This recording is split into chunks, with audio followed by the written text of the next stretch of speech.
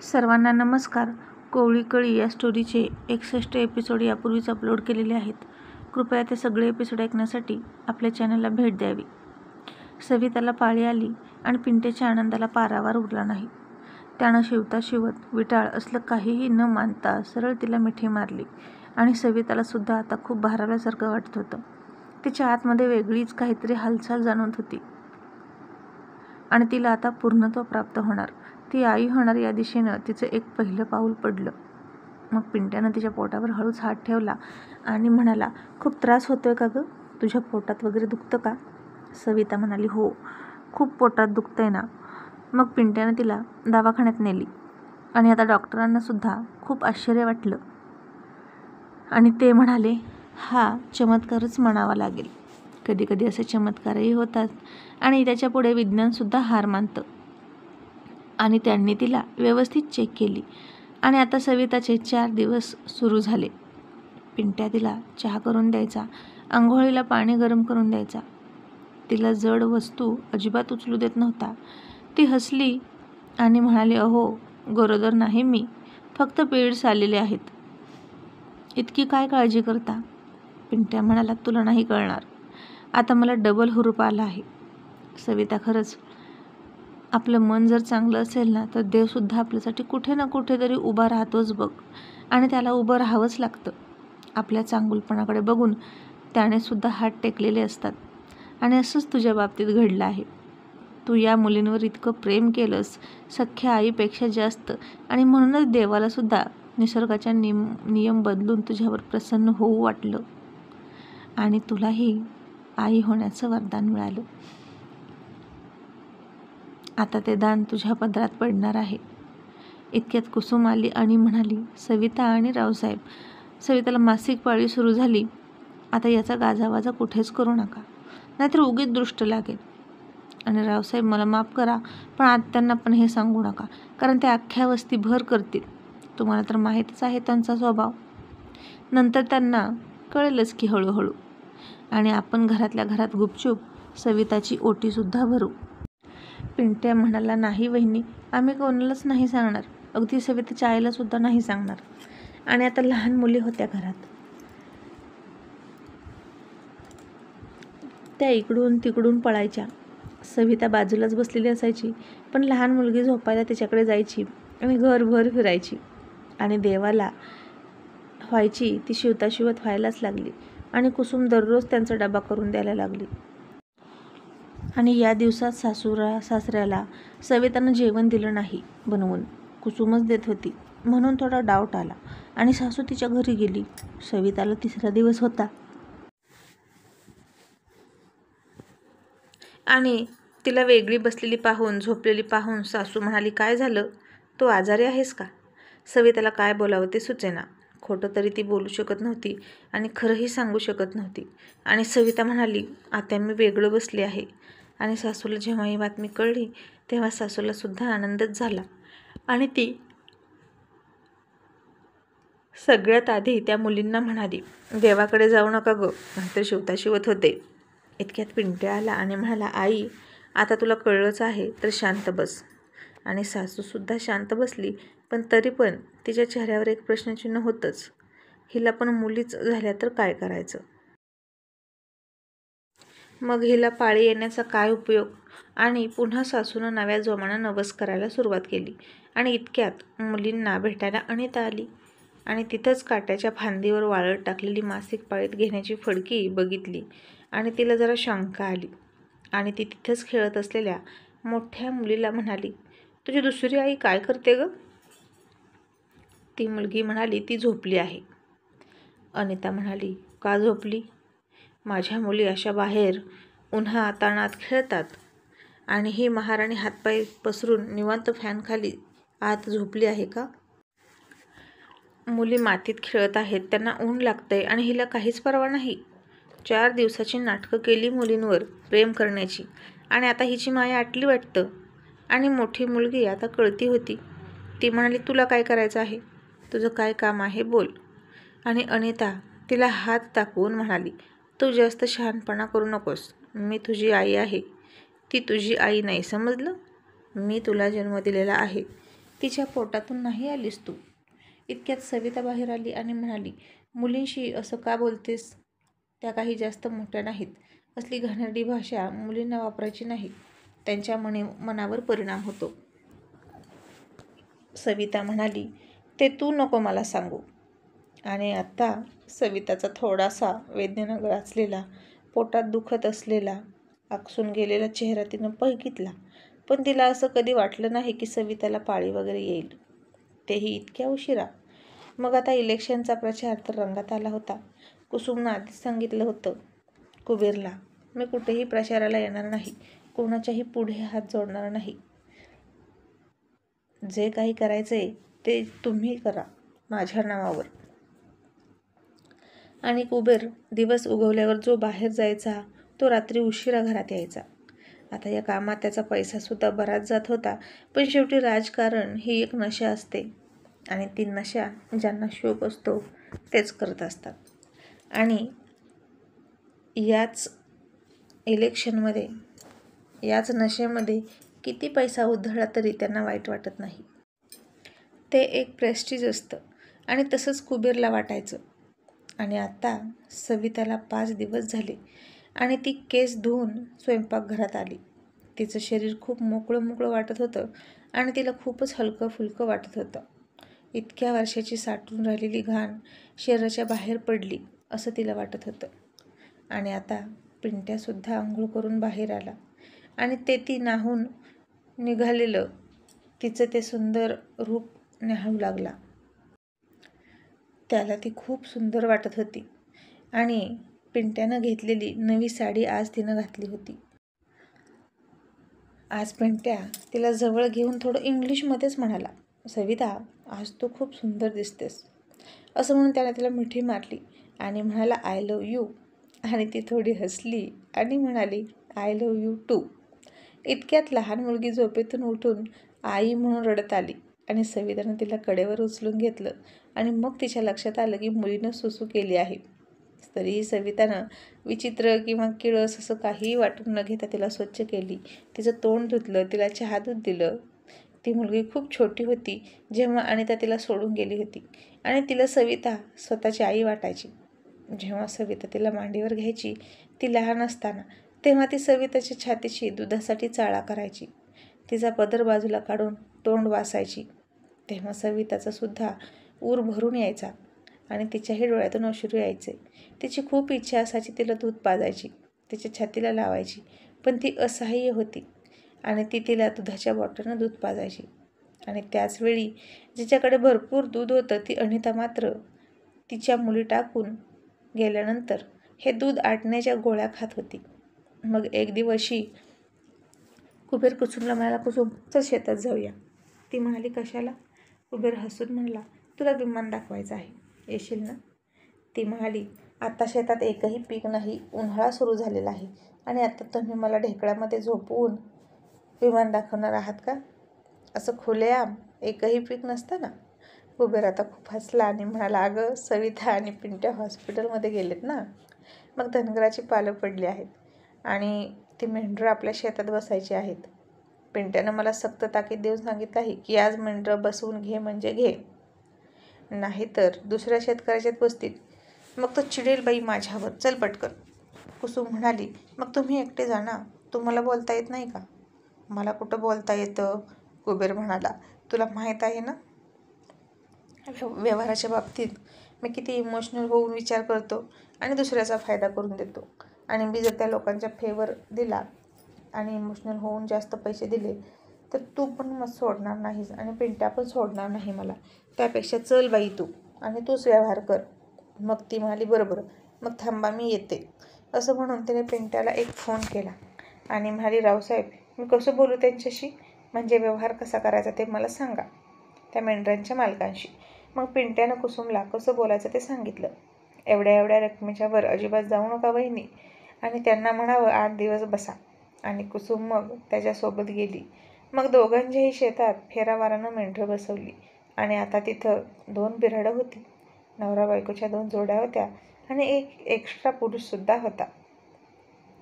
आणि परत येताना कुसुम म्हणाली, होय हो, एक विचारू का तुम्हाला? कुबेर म्हणाला, विचार की, त्यात काय?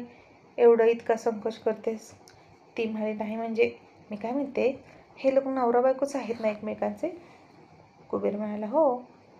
ती म्हणाली, मग अहो मला असं विचारायचं होतं की रात्रीचं खुलेआम असं कसं झोपतात ते? एकमेकांशी मिलन कसे करतात? आणि तो एक्स्ट्रा माणूस आहे, त्याला बायको नाही, मग तो कोणती बाई वापरतो? त्या बायकांपैकी एखादी वापरत असेल का? असं तिने घाबरत घाबरत विचारलं. कुबेर आता थोडा हसला आणि म्हणाला, अगं इथेच करतात ते, दुसरं कुठं जाणार? ती म्हणाली, ते ठीक आहे हो, पण त्यांचा आवाज दुसऱ्यांना जात असेल ना, त्याचं काय? रात्री किती आवाज येतात नवरा बायकोचे? कुबेर म्हणाला, अगं ते आपली बायको घेऊन एकमेकांपासून दूर अंतरावर लांब लांब झोपतात रात्री. सकाळी फक्त आपल्याला असं वाटतं की ते इथेच एकत्र आहेत, पण तो मेंढराचा वाडा दिसतो ना, त्याला राखण म्हणून एक बिराड या पूर्वेच्या साईडला, एक बिराड पलीकडच्या पश्चिमेच्या साईडला असे झोपतात. आणि सगळा गच्च अंधार असतो, काही दिसत नाही. आणि काम करताना फक्त हळूहळू आवाज काढायचा, मग कोणाला काहीच कळत नाही. तशी कुसुम थोडी हसली आणि कुबेर म्हणाला, का गं, का हसली? कुसुम म्हणाली, तुम्हाला बाई नसतं जमलं असं खुल्या वातावरणात हळूहळू करायला, तुम्ही खूप आवाज करता, असं म्हणून ती खूप लाजली. आणि कुबेर म्हणाला, बरं आज हळूहळू करतो, कसलाच आवाज करणार नाही. आणि कुसुम म्हणाली, आणि तो माणूस ज्याची बायकोच नाही, तो काय करत असेल? इतके दिवस कसा राहत असेल? कुबेर म्हणाला, बहुतेक त्याची बायको डिलिव्हरीला गेली असावी, म्हणून त्यानं सोबत आणली नाही, नाहीतर प्रत्येकाची बायको सोबत असते. आणि अगं इतकी मेंढरं सांभाळायची, लांडगे आहेत, कोल्हे आहेत, मग त्यांचं रक्षण करण्यासाठी म्हणून ते सगळे एकत्र असतात. आणि कुसुम, तुला एक विचारू? तू आली असतीस माझ्यासोबत अशीच कुठेही उघड्यावर राहायला? मी जर ऊसाची उचल घेऊन ऊस तोडायला गेलो किंवा 5-50 मेंढरं विकत घेऊन तसाच भटकत राहिलो, तर तू माझ्यासोबत आली असती का?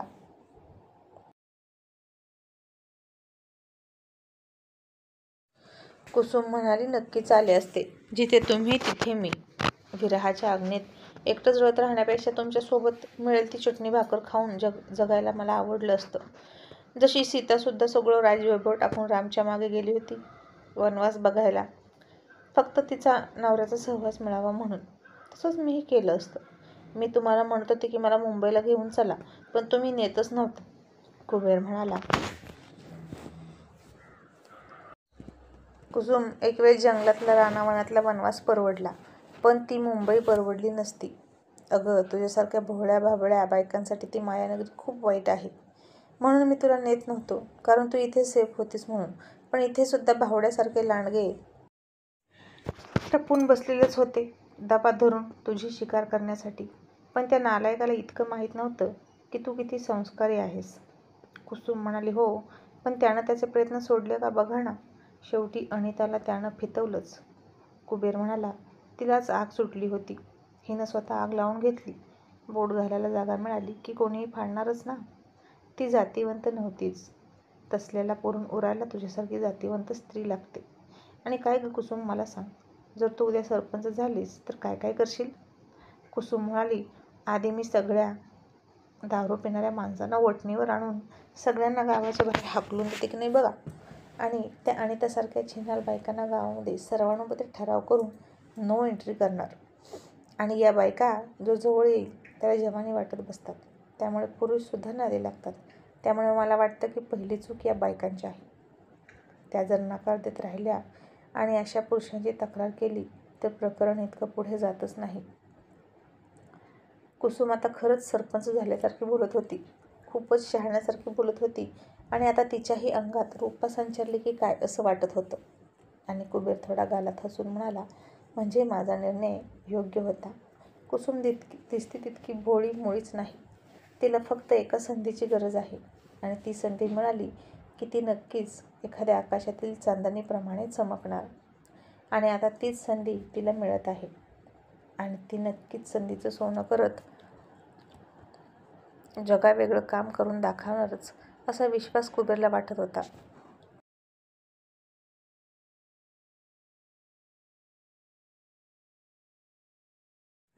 मग इकडे सविता पेंट्या डॉक्टरांकडे जाऊन आले. डॉक्टर म्हणाले, आता यांची आई होण्याचे चान्सेस आहेत, फक्त अजून 1-2 पाळी येऊ द्या आणि मग बाळासाठी तुम्ही प्रयत्न करा. पिंट्याला आणि सविताला खूप आनंद झाला होता. आता ते जे काही करत होते ते डॉक्टरांचा पूर्ण सल्ला घेऊनच करत होते. आणि आता असेच 1-2 महिनेसुद्धा गेले आणि सविताला रेग्युलर 2-3 पिरियड आले. डॉक्टर म्हणाले, आता तुम्ही बाळासाठी प्रयत्न करू शकता. आणि आजचा दिवस नाही रात्र, आजची रात्र पिंट्या आणि सविताच्या वैवाहिक जीवनातली खूप सुंदर रात्र असणार होती. कारण आजपासून ते त्या दोघांचं, किंबहुना सवितापेक्षा जास्त पिंट्याचं स्वप्न पूर्ण होण्यासाठी प्रयत्न करणार होते. आणि आज मात्र पिंट्यानं काही वेळापुरतं 3ही मुली वेगळ्या रूममध्ये झोपवल्या. आणि सविता तर आत्तापासूनच लाजायला लागली होती आणि ती अजिबात चुलीपुढून उठत नव्हती. आणि आज पुन्हा तिला पहिल्या रात्रीसारखी फिलिंग येत होती. कारण जी ती रात्र ठरवून अरेंज केली जाते त्याच रात्रीची खूप लाज वाटत असते.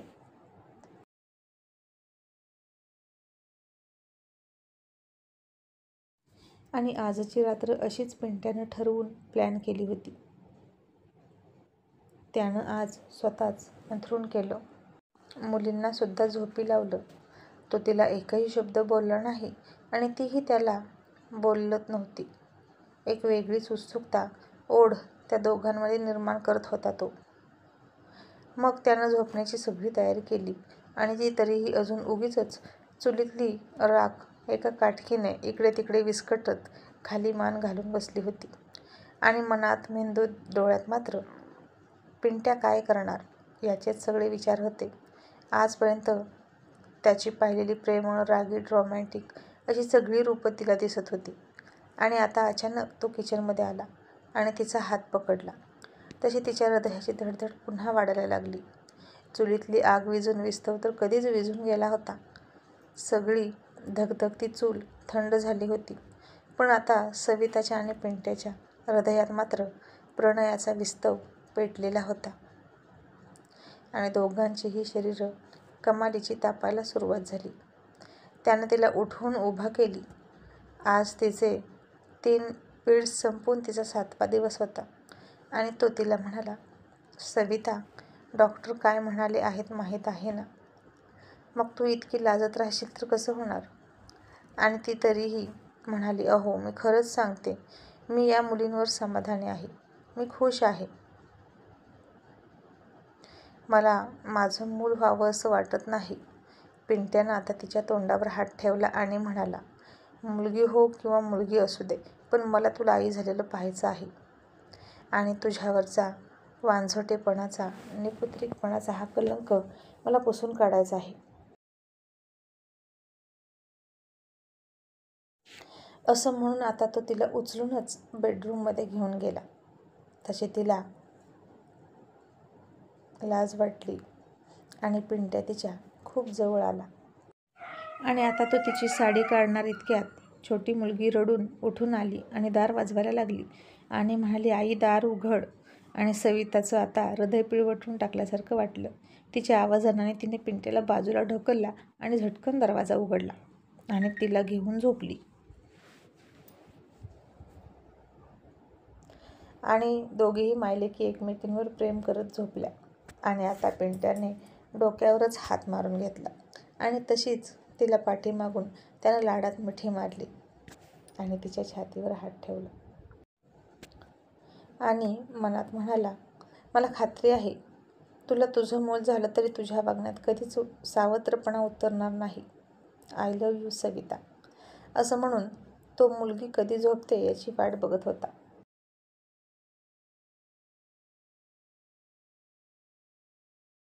पण सविता आता डुलक्या घ्यायला लागली तशी पिंट्यानं तिची छाती प्रेस केली आणि तिची झोपमोड झाली. ती मुलीला झोपवत होती आणि मुलगी सोबतच तीही झोपू नये म्हणून आता पिंट्या तिच्यासोबत पाठीमागून रोमॅन्टिक चाळे करू लागला.